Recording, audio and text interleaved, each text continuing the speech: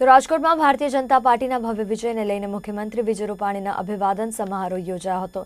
શહેરમાં બહુમાળી ભવન ચોક ખાતે સીએમ વિજય રૂપાણીએ જનતાને સંબોધન કર્યું। આ તકે સીએમ રૂપાણી સાથે ભાજપના ચૂંટાયેલા 68 નગરસેવકો પણ હાજર રહ્યા।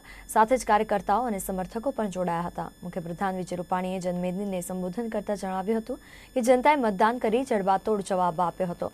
તેમણે જણાવ્યું કે બધા જ કાર્યકર્તાઓએ દિવસ રાત મહેનત કરી। સીએમએ કહ્યું કે જનસંઘથી રાજકોટ ભાજપનું ગઢ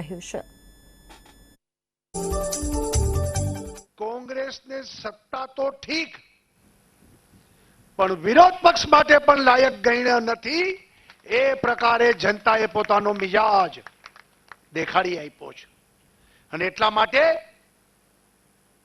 भारतीय जनता पार्टी तरफथी गुजरातनी जनतानो खूब खूब आभार अने धन्यवाद करूं छुं। साथे साथे सीआर पाटील ना नेतृत्व में